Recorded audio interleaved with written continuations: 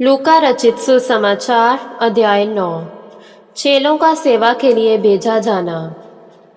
तब उसने 12 को एक साथ बुलाया और उनको सब दुष्ट आत्माओं पर और बीमारियों को चंगा करने के लिए सामर्थ और अधिकार दिया।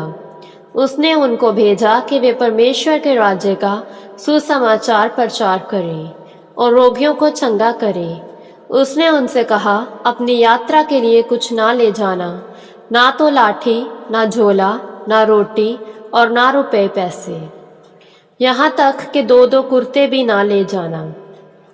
जिस किसी घर में जाओ वहीं रहो और वहीं से विदा हो जाओ। और जो तुमको स्वीकार ना करें, जब तुम उस नगर में से निकलो तो उनके विरुद्ध गवाही के रूप में अपने पैरों से धूल झाड़ दो। अतः वे निकलकर गांव-गांव सुसमाचार सुनाते हुए और हर स्थान पर चंगियाई करते चले।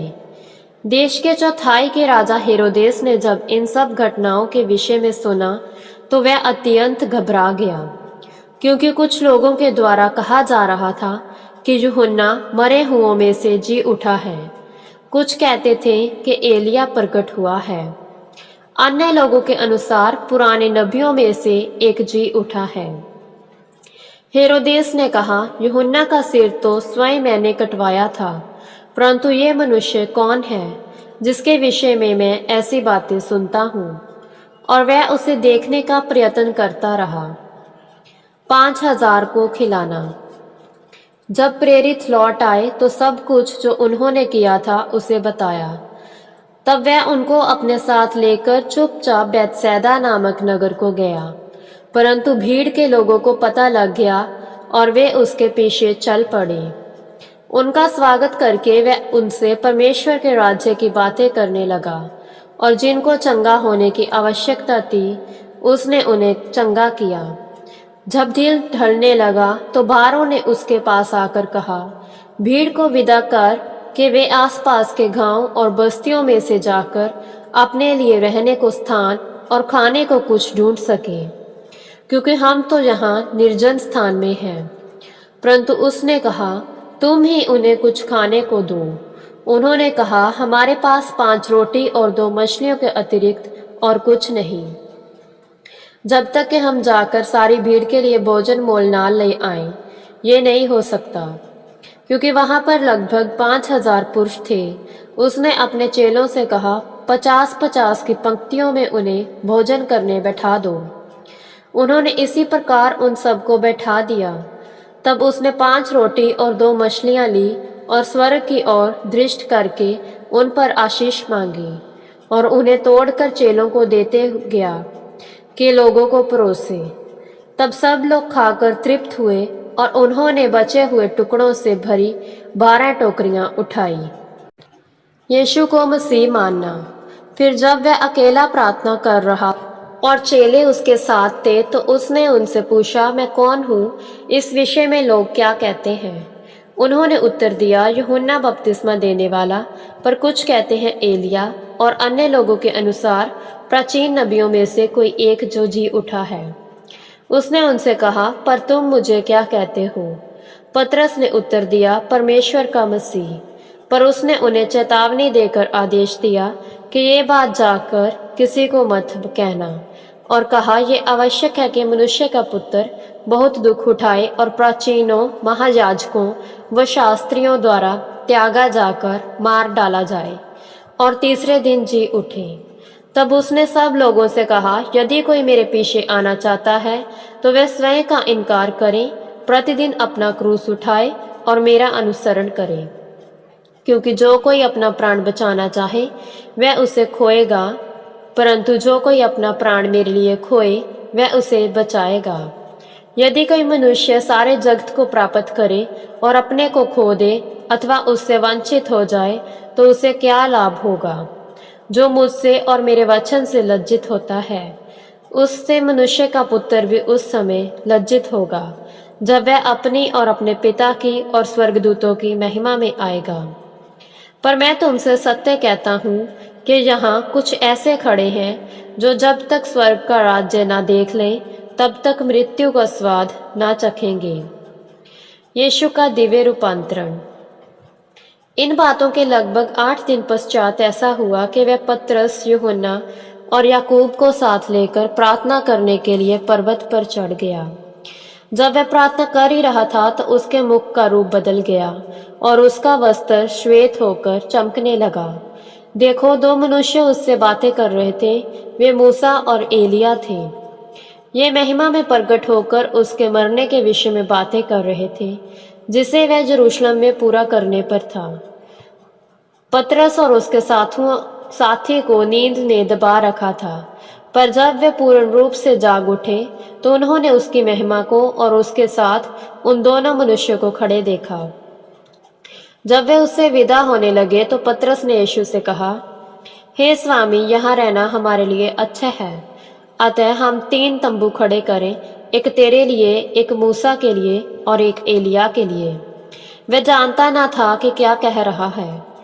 वह ये कह रहा था कि एक बादल उठा जो उन पर छाने लगा, और जब वे बादल से घिरने लगे तो डर गए।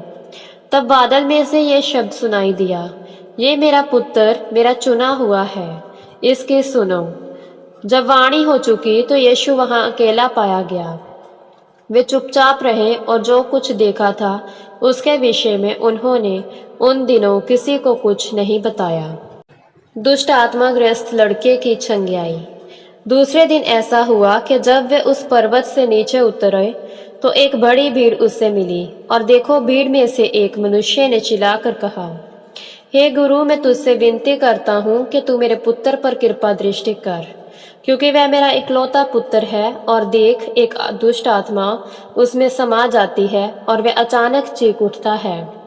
वह उसे ऐसा मरोड़ती है कि उसके मुंह से फेन निकलने लगता है और वह उसे विकृत करके कठिनाई से छोड़ती है। मैंने तेरे चेलों से विनती की कि उसे निकालें, पर वे ना निकाल सके।